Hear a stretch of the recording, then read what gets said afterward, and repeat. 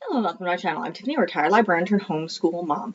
And in this video, we're going to be looking at another history tea time. Now this time, we're moving away from the British royal family and looking at a different history. So this is the history and life of Queen Liliʻuokalani. Now, one thing I will say is Lindsay Holiday is American, and not that I'm not American, but she's from the mainland, and she can't pronounce the names to save her life.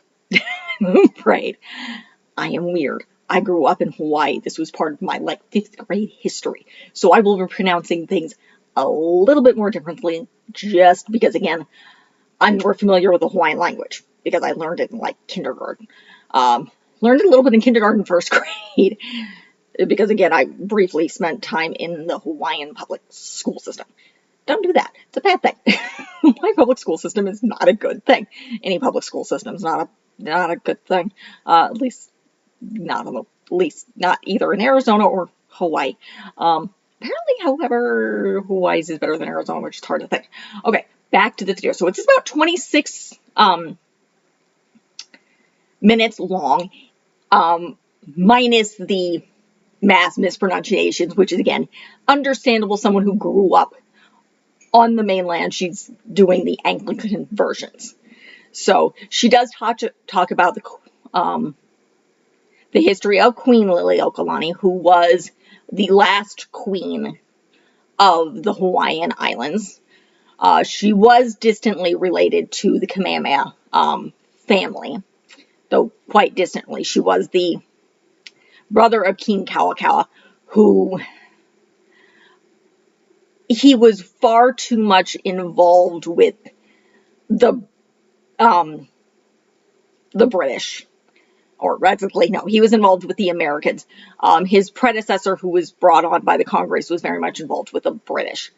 These guys were fighting for power over sugar plantations, so the sugar barons, and the church, be it the Catholics or the Protestants, church that had come over to the Hawaiian Islands and, destroyed everything, as they do. Along with, of course, the sugar barons were bringing over a lot of Samoans. The Japanese were being brought over, essentially, to work these sugar plantations. And the last thing they wanted was, in the way of Queen Liliʻuokalani, was a sovereign nation.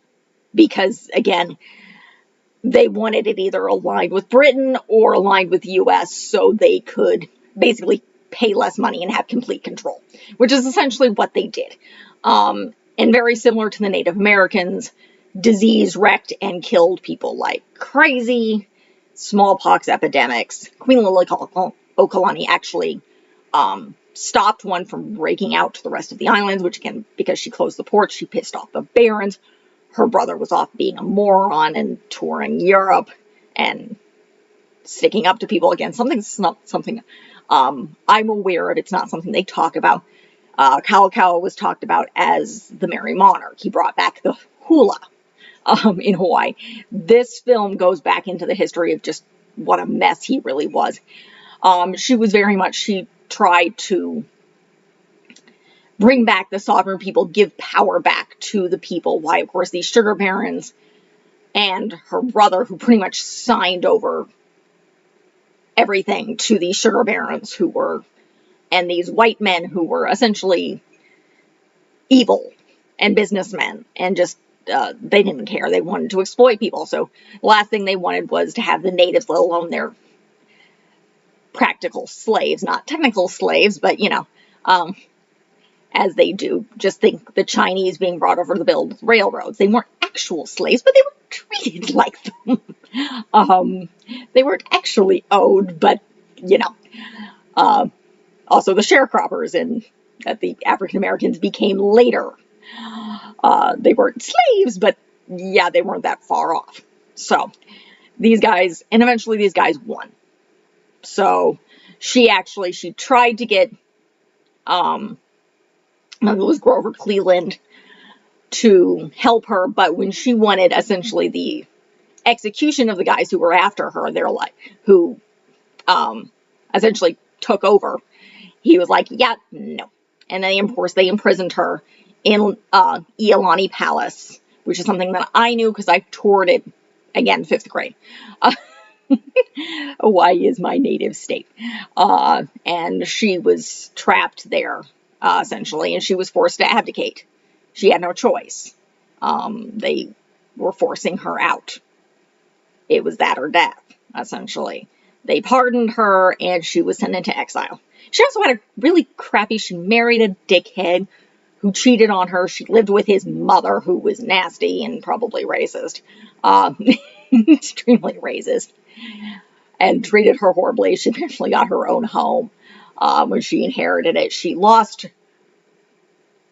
her adopted sons, some of her brother, her sister, her best friend. Pretty much most of the people she loved died of disease. So, yeah, her life kind of sucked, which unfortunately, she was technically part of the originally, I think, Catholic, Protestant church, but when she was in prison, they didn't do anything. And the Anglicans in particular, now this is not her video, this is just my knowledge of 5th grade history. Again, history in my state. It was the nuns, the Anglican nuns from the Church of the Sacred Heart, which now still runs an all-girls school, who helped her out. They came to her, she converted, they snuck her out, and then she was sent to her husband's home, where she essentially died in exile. So, and I believe her body was eventually sent to Niihau. So, and that's where the vast majority of a lot of the Native Hawaiians are. So, it's a very interesting video. Again, my only cravat is she's big on mispronunciation. So, but again, understandable. Hawaiian is an extremely difficult language to learn. There's a lot of vowels. The only reason I can say it so easily is native state. Lived there till I was 14.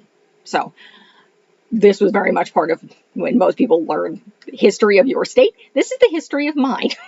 So 5th grade history. We had a whole tour of Iolani Palace.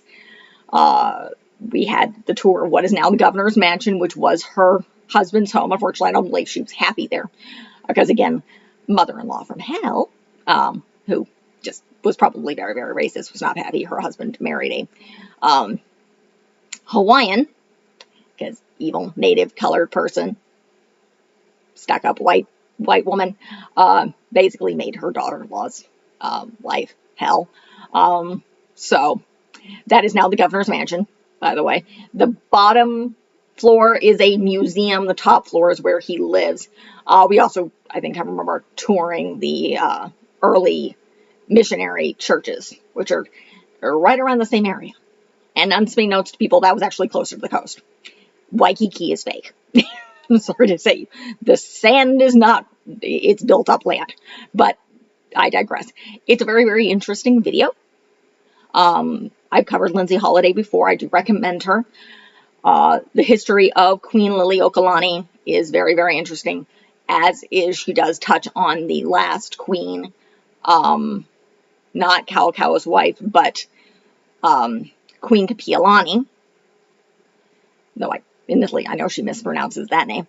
You can't really say that. She is, and the hospital still exists that Queen Kapiolani put up. Queen Liliʻuokalani was very much known for that. She's the one who put a hospital on for St. Damien, who, again, that's the leper colony in Kauai. Something else, there's in front of the Capitol in Hawaii, on one side is St. Damien, on the other side is Queen Liliʻuokalani. When she was younger, she was much thinner. When she was queen, she was obviously overweight. So, again, I might cover more Hawaiian history. It's near and dear to my heart. It's my home state. I grew up with this. I have a great, great respect for the Hawaiian people and them trying to hold on to their culture and their language. And thankfully, their language, of course, is not dead. It's just their island. They are very much impoverished. There's a lot of poverty in Hawaii. It's impossible, unfortunately. Probably what was started by the sugar barons has continued. Obviously, the sugar plantations are gone. They were burned up, I think, by the time I hit 5th grade. Around the time I hit 5th grade, all the plantations were gone, and now it's all housing developments owned by stuck-up white people. And no, I was not one of them. I lived in a mixed community on the windward side of the island, where it wasn't really rich people, it was middle class. And now a lot of them are still impoverished. I mean, I still have a friend over there. It's impossible to live. So, it sucks right now. Unfortunately, again, this is kind of the start of it. So, that is really the end of this video. Again, Lindsay Holiday is great. It's a great overview. If you're looking at Hawaiian history, I highly stress that you do. It's very, very interesting, particularly as a part of American history. Again, one of the reasons we homeschool is so we can touch in these areas and we don't overgloss the United States and their really, really dark history. So, you want to look at that? This is a good place to look, because they literally took over a country. They literally, destroyed somebody else's country. That was a sovereign nation. It wasn't just the Native Americans, not that we discount those. Those were sovereign nations of their own. This was a standing government.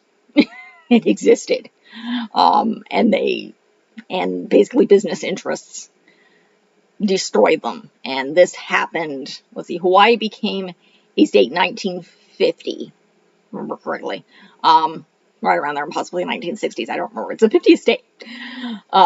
Yes, we have a 50th state fair. Yes, I went to it as a child. Probably more than once, at least twice, that I can remember. Middle school. Not middle school. Late elementary. I moved here by the time I was in middle school. But again, it's far less, I would say, distant history than some of the Native Americans. It was, I think, this happened. Liliʻuokalani died. I can't remember exactly when. But again, this happened right before World War II. This happened when we started messing around with things in the Philippines. So yeah. Again, really interesting part of history. Great to bring up. So, again, this is the end of this video. I will link this below. If you like what you see, be sure to check out the rest of the channel. I cover stuff like this. I covered more of Lindsay Holiday's. This is backing up some of the royal stuff I've been doing. I think this is backing up, or exactly what it is. It's either the Princess Diaries or the Notebooks of a Middle School Princess. This could, I don't think it's covering Middle Ages, because I am covering Tamora Pierce once I'm done with that. And I don't know if I'm backing anything up with that, because this gets excessive. So be sure to check out the rest of the channel. Like and subscribe, leave a positive comment if you have one. Thank you.